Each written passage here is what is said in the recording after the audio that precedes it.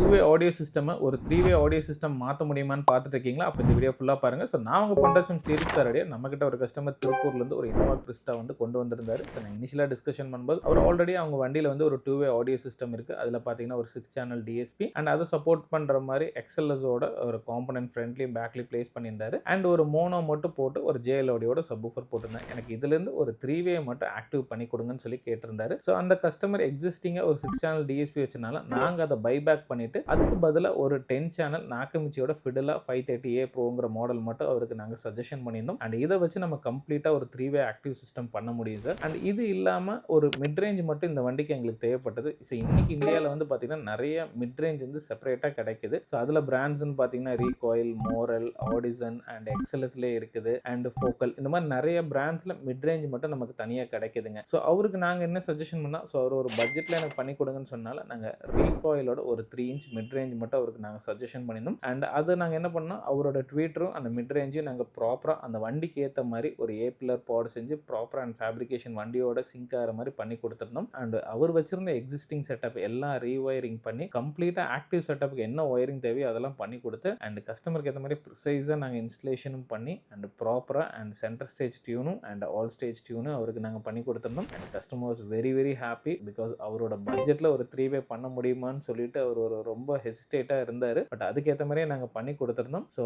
அதோட working videos பாருங்கள்.